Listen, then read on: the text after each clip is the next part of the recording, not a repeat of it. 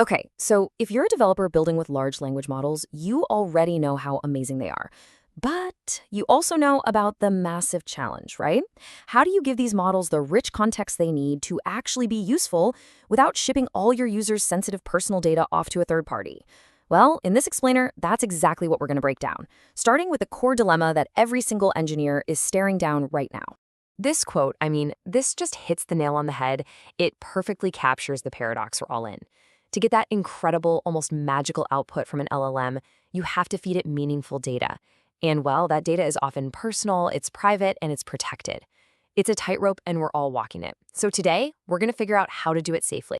So here's our game plan. First, we'll get into what makes the PII risk different with LLMs. It's a whole new ballgame.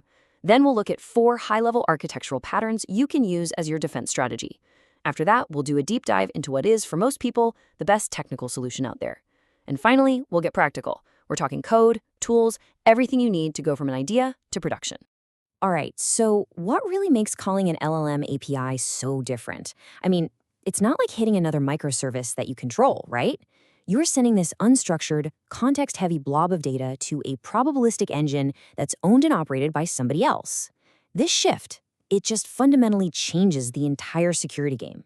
Now check out this number, 30 days. You might hear a provider like OpenAI say, "Oh, we don't use your API data for training," and think, "Great, it's gone in a flash."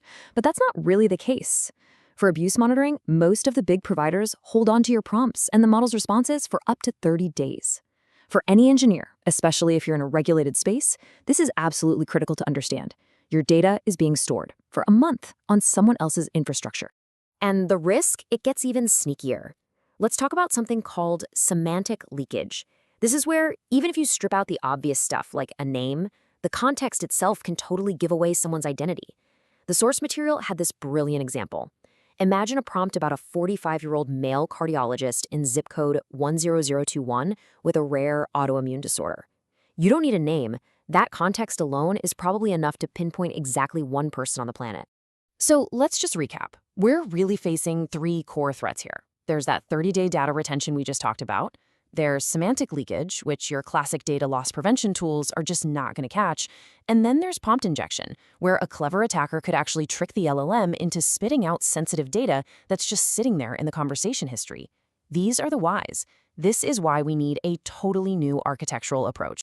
Okay, now that we understand the risks, let's talk about building our defenses. And look, there's no one-size-fits-all magic bullet here. Instead, what we have are 4 primary architectural patterns, and each one comes with its own set of trade-offs between things like performance, complexity, and, of course, security. First up, we've got the AI gateway. You can think of this as a centralized proxy, like a single choke point that intercepts all the traffic going out to your LLM provider. This is awesome for governance. You can set and enforce all your PII policies in just one place. But the trade-offs are real. It introduces a potential single point of failure and adds an extra network hop, which, means more latency. Okay, our next pattern brings the logic way closer to home. Here, you'd implement it as a sidecar or some middleware that sits right next to your application.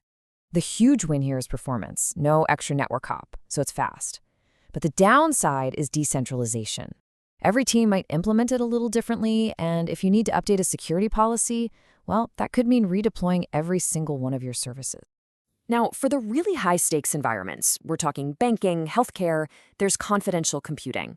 This uses hardware enclaves like AWS Nitro to create a cryptographically sealed-off environment just for processing PII. It gives you a mathematical proof of privacy, which is amazing, but it is extremely complex to set up and run. This is basically the Fort Knox of PII protection. And finally, there's the ultimate shift-left approach, redacting PII directly on the user's device before it even touches your servers. From a back-end perspective, this gives you a really powerful zero-trust posture. But it is not a silver bullet. You're stuck using smaller, less accurate models that can run in a browser, and it gives you zero protection if the user themselves is the one trying to do something malicious. So we've got those 4 patterns. Which one is the most practical and effective for most of us? Well, the answer really lies in a technique called reversible tokenization. This is the gold standard because it strikes this perfect balance between protecting the data and actually maintaining the utility of the LLM. This slide just lays it out perfectly. Simple redaction, it just deletes the data. Contact person loses all meaning. But with stateful, reversible tokenization, you replace the data with a surrogate token, something like contact person 123. Now the LLM knows a person exists there. It can generate a personalized response around that token, which we can then rehydrate with the real name on the way out. It's a game changer. The whole workflow is basically like a coat check for your data. Seriously, on the way in, you spot some PII, you give it a unique token, that's the ticket, and you store the real data away safely. The LLM, it only ever sees the ticket. Then, on the way out, the LLM hands you back a response that has the ticket in it, and you just use your secure storage to swap the real data back in. The LLM provider never, ever sees the actual PII. All right, theory's done. Let's get our hands dirty. For all the full stack and security engineers watching, this next section is for you. We're going to walk through the essential code building blocks you'd need to create your own production-grade tokenization pipeline using Python, Presidio, and Redis. Everything, and I mean everything, starts with accurate detection. You can't protect what you can't find. This slide shows how to configure the Microsoft Presidio Analyzer, and the really crucial detail here is the model choice, Core Web LG. Using a larger, high-accuracy model like this is key. It's not just matching simple patterns, it's understanding vector context. That's how it can tell the difference between a 9-digit order ID and a social security number, which is huge for preventing false positives and making sure you only tokenize what's actually sensitive. Okay, so once you've found the PII, you need stateful logic to manage the tokens. This function here uses a super fast key value store like Redis to either create a new token or grab an existing one for a piece of PII, all within a single user session. And see that expire command? That's critical. We're setting a time to life on these mappings. This is data minimization in action. It guarantees that once the conversation is over, that link between the token and the real PII is automatically and permanently gone. And finally, we have to put the real data back in. And trust me, this is harder than it sounds. LLMs are probabilistic, right? So they might mess with your token a little bit. Add a space, change the capitalization, stick it inside some other text. A simple string replacement would just fail. This is where a technique called fuzzy rehydration comes in.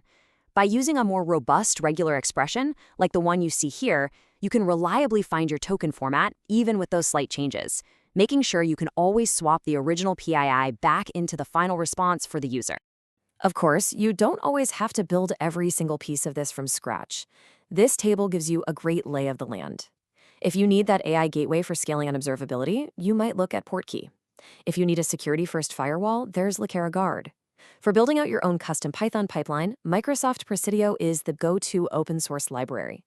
And for that intense hardware-level isolation, you'd be using AWS Nitro Enclaves. So let's see how this stuff actually gets used in the real world. A healthcare bot, which absolutely needs HIPAA compliance, would probably use pattern C, confidential computing, maybe running Presidio inside a Nitro enclave. Meanwhile, a fintech company that's all about centralized auditing and control would probably go for pattern A, a self-hosted AI gateway that can block sensitive account numbers before they ever leave their network.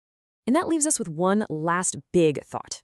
You know, all these techniques we've talked about today are the absolute state-of-the-art for protecting data when we use external models. But as powerful open-weight models get better and easier to run ourselves, will we even need to send our data out at all?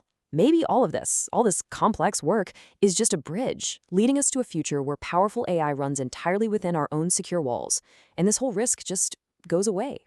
What do you think comes next?